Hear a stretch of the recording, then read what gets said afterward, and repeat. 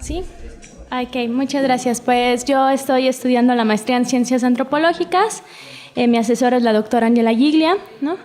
Y bueno, yo lo voy a empezar a leer, ¿no? La primera parte la abordé como aproximaciones de la movilidad en Santa Fe. Dice: abordar la movilidad metropolitana significa pensar que la ciudad no es estática y que es a partir de su construcción histórica que se ha ido modificando con el paso del tiempo. La Ciudad de México se reconfiguró radicalmente a inicios de los años 40 del siglo XX con el impacto de la industrialización y las múltiples migraciones campo-ciudad. Más tarde, para la década de los 50, durante el sexenio de Miguel Alemán, se estrenaron los primeros circuitos viales como el viaducto Río Piedad, ¿no? Esta reestructuración de la ciudad culminó en 1967 con la aparición del metro como respuesta a las congestiones cada vez mayores, pero también con la encomienda de que el mundo centrara su atención en esta ciudad como moderna y progresista. No es casualidad que el metro se inaugurara un año antes de las Olimpiadas de 1968, en la que muchos turistas viajarían y se trasladarían a las distintas sedes, hoteles y lugares turísticos por excelencia. En los años siguientes, la respuesta de las autoridades a la mancha urbana, que se plasmó diariamente en congestionamientos viales, tuvo poco alcance e incluso fue contradictoria. Además, a principios de los años 80 se sumó la entrada del neoliberalismo, que provocó nuevamente la transformación de dicha urbe e impactó sobre el espacio público y su relación de este con la ciudad. Lo anterior conllevó a lo que se denomina urbanismo insular, como lo diría la doctora Ángela Giglia, es decir, espacios casi aislados, con pocas conexiones con el resto de la metrópoli, que se distinguen frente a los otros espacios de la misma metrópoli. Esto ha generado nuevas prácticas urbanas e incluso cambios a nivel espacial, pero también a nivel económico, donde las actividades financieras, el consumo, entre otros, cambiaron de lógica. El caso paradigmático de lo insular en la Ciudad de México es el megaproyecto Santa Fe. Santa Fe es un distrito tanto comercial como residencial ubicado del lado poniente de la Ciudad de México. Si quieren, vamos cambiándole. Bueno, aquí es un poco los antecedentes. Bueno, puse el tranvía, que se me había faltado, la Ciudad de México. Va cambiando. Viaducto Río Piedad. Metro Valderas, ¿no? El inicio. Y bueno, aquí vamos a Santa Fe, que les voy a explicar cómo fue de una antes. Tiraderos de basura y de minas, ¿no? Y cómo cambia después a ser, así era Santa Fe, y cómo, bueno, ahora vemos Santa Fe, ¿no? Santa Fe es un distrito tanto comercial como residencial ubicado del lado poniente de la Ciudad de México, que forma parte de las delegaciones Coajimalpa y Álvaro Obregón. De ser un lugar de explotación de minas y tiradero de basura, se transforma en uno de los principales enclaves económicos de México. Para 1980, justo con la entrada del neoliberalismo, comenzaron los planes de este nuevo desarrollo urbano, en el que hoy en día se encuentran las oficinas principales de corporativos nacionales y transnacionales. Una de las principales características de Santa Fe como espacio insular es la forma en la que se construyó como megaproyecto. Se reedificó la infraestructura en cuanto a nuevos y lujosos edificios, pero no en su acceso. Si bien eso lo mantenía como diferente y exclusivo, con el paso del tiempo y el mayor flujo de personas que trabajan en él, Santa Fe se volvió un caos. La doctora Moreno menciona, cito, Santa Fe no está articulado a la trama urbana preexistente y se encuentra situado en las afueras de la ciudad. Estas características ayudaron a que el megaproyecto fuera parte de la ciudad, pero a la vez se mantuviera como un lugar separado, nuevo y diferente. La problemática de movilidad en esta zona permea todas las clases sociales. Bueno, ya cerré la cita. La problemática de movilidad en esta zona permea todas las clases sociales. No obstante, la forma en que impacta y cómo se resuelve depende de las clases, la clase social a la que se pertenezca, a los recursos económicos e ingresos con los que se cuente para sortearla. Lo anterior necesariamente se expresa en desigualdad urbana y de movilidad. Esa, digamos, sería mi hipótesis, y ahora le quiero sumar. Estoy en esto, en sumarle la idea de género, ¿no? Desde el inicio del día laboral, los trabajadores de Santa Fe afrontan la problemática de movilidad, algunos en su coche, otros en el transporte público, con una travesía que muchas veces implica más de 2 horas para llegar a su destino. Lo anterior se suma a las condiciones precarias, no solo el traslado, sino también en el espacio laboral en el que se emplean. Los espacios públicos de Santa Fe no son tan públicos como pareciesen. No hay cruces peatonales ni aceras amplias para caminar. Tampoco hay lugares para adquirir alimentos de manera económica y relajada, entre otras ausencias más. Lo anterior nuevamente cuestiona la disputa por el espacio público que atañe a los sujetos que transitan y laboran en Santa Fe, y que ya de por sí la estructura citadina de movilidad los obliga a perder varias horas de su día para trasladarse, todavía los constriñe a buscar lugares medianamente accesibles para comer, esparcirse unos minutos y no encapsularse en los circuitos arquitectónicos. Cuando uno observa superficialmente a Santa Fe, encuentra una ciudad global, un enclave de primer mundo. Si uno se detiene y repara en los detalles, descubre que las condiciones preexistentes no le permitieron materializar este objetivo. Incluso el megaproyecto polarizó social y económicamente a los que habitan este espacio, ya sea de forma permanente o unas cuantas horas mientras laboran. De este modo, los traslados en la Ciudad de México están imaginados y habitados desde los espacios públicos y privados, a veces insulares y otras veces no. También desde la mancha urbana y el ritmo acelerado de las ciudades, sumado a la precarización laboral y a la mala planeación de las vías de circulación que obligan a ceder varias horas del día. Estudios afirman que los transeúntes que habitan la Ciudad de México atravesan diariamente 100 kilómetros de sur a norte y de regreso. Y bueno, el nuevo paradigma de movilidad. Con el impacto del neoliberalismo, las nuevas reconfiguraciones entre el espacio público y la ciudad, así como la creación de espacios insulares, provocaron que el desarrollo teórico y metodológico de la movilidad también se replanteara en dos paradigmas. Por un lado, tiempo-costo, en el que se piensa que mayor velocidad, menor tiempo y mayor beneficio económico. Ese era el primer paradigma, así se estudiaba la movilidad, es decir, solo se analiza el tiempo realizado del punto de partida al punto de llegada. Por otro lado, el nuevo paradigma en el que sobresale la experiencia del trayecto, no se analiza exclusivamente el movimiento del transporte, sino también el movimiento del individuo en el espacio. En otras palabras, cito a la doctora Caprón, el que se mueve ahora es el individuo y no la unidad de transporte, por lo que los traslados dejan de ser percibidos como una demanda derivada para convertirse en una actividad realizada por las personas. Y justo, yo me atrevería justo como lo que estoy planteando es como si sumamos los dos paradigmas, podemos entender que los nuevos componentes de movilidad se estudian desde la ciudad, los lugares, que serían como más específico, los modos de transporte en el que se viaja, el cuerpo de los sujetos, ¿no? Ahí también le estamos metiendo otra vez la idea de movilidad, pero a partir también de lo corporal, la distancia y el tiempo recorrido, ¿no? Entonces propongo como que los unamos y así poder entender la movilidad desde esta forma.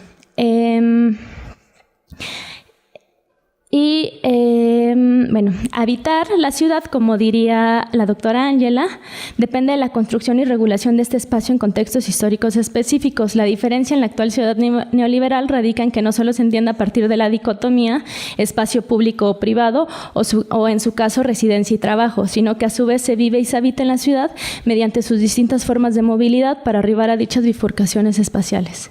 El sentido que las personas le atribuyen al viaje depende no solo de la clase social y del transporte utilizado, sino de lo que va impactando en el propio viaje y en la experiencia vivida por los sujetos.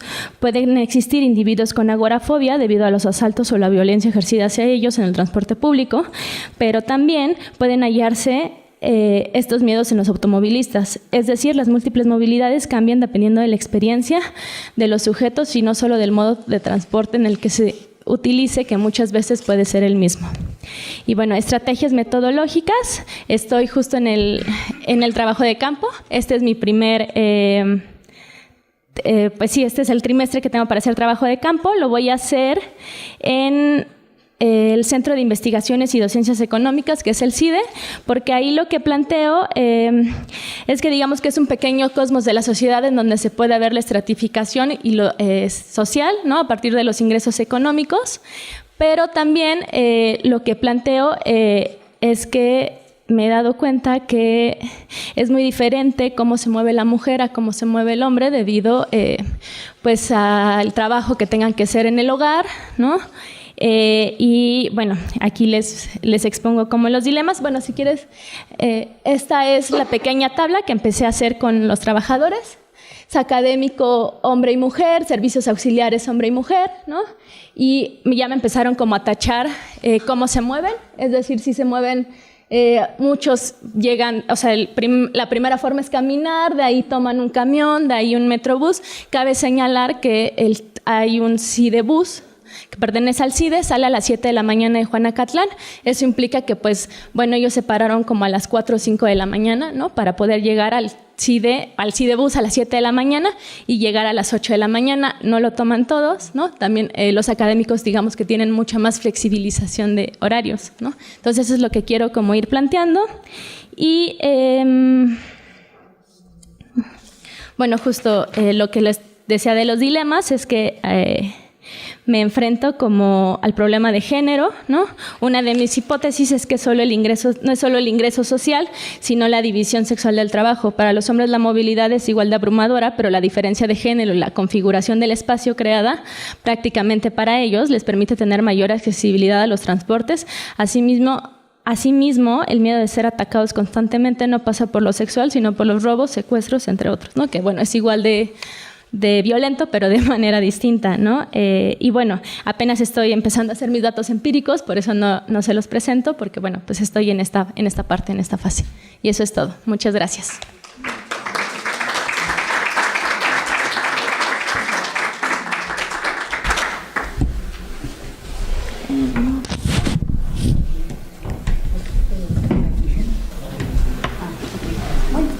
Bueno, para el micrófono.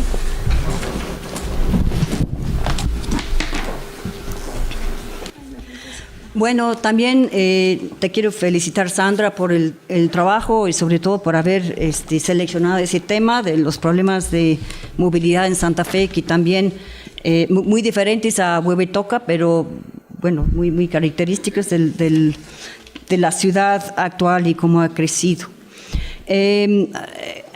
Hay, creo, más antecedentes de estudios académicos sobre la movilidad en Santa Fe, sobre todo a partir de los trabajos de Margarita Pérez. Mencionaría de entrada una tesis de maestría nuestra de hace como 4 años, Miriam Monterrubios, no sé si lo conoces, pero habla de la automovilidad en Santa Fe y creo que en Coajimalpa hay bastantes más antecedentes que podías como rascar para contextualizar y quizá un poco mejor el problema.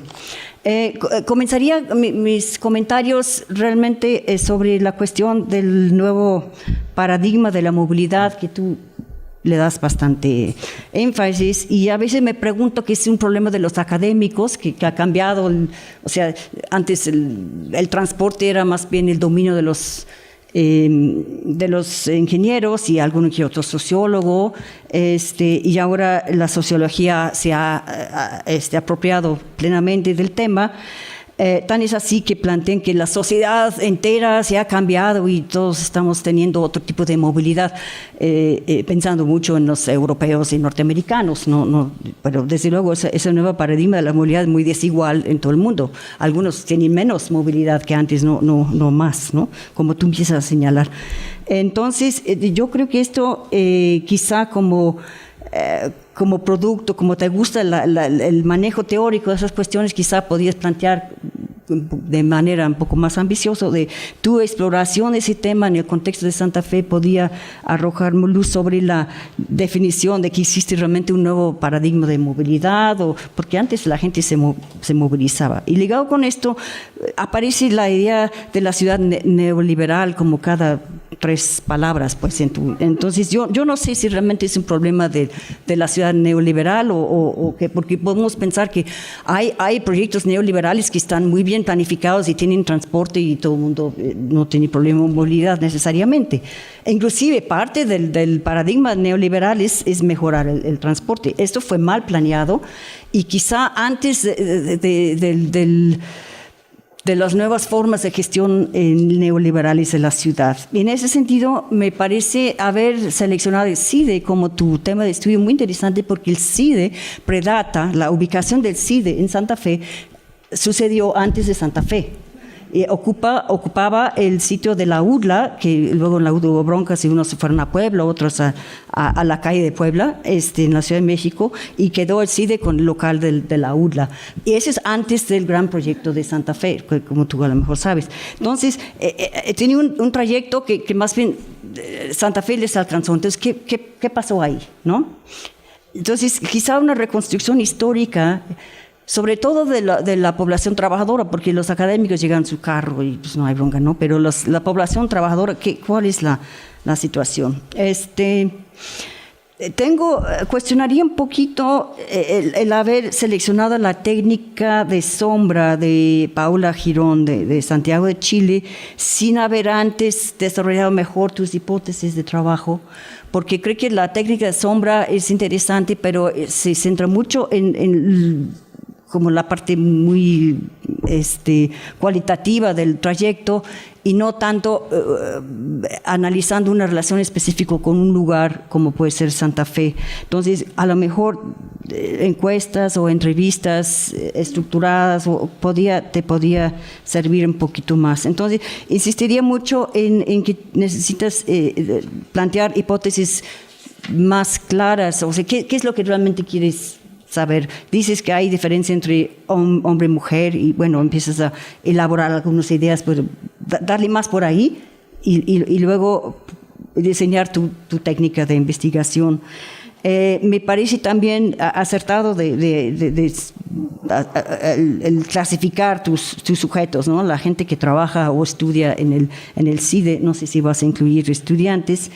Me interesaría saber en ese sentido si hay una distinción entre trabajadores de planta del CIDE y los que pueden ser contratados por contratistas que hacen la limpieza, o sea o otras funciones, ¿no? Cafetería, todos. O sea, ¿es modelo UAM o es modelo Colegio de México? Sospecho que es Colegio de México, no conozco muy bien el CIDE. Entonces, los gentes que están contratados por las compañías que hacen la limpieza, cafetería, etcétera, están en una condición mucho más vulnerable que los trabajadores sindicalizados de la institución.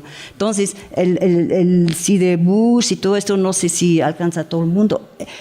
Para Ángela le va a interesar mucho la cuestión, porque le encanta esa cuestión de las relaciones laborales, ¿no?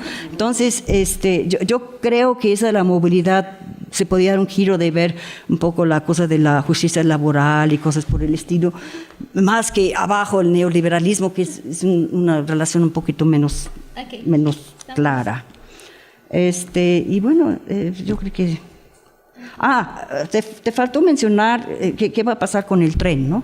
Que el tren te va a caer en medio de la tesis, o no sé. Entonces, te va a cambiar un poco lo que está pasando y si va a beneficiar, no va a beneficiar, o qué pasa. Pues eso es más o menos mis comentarios. Felicidades. Muchas gracias.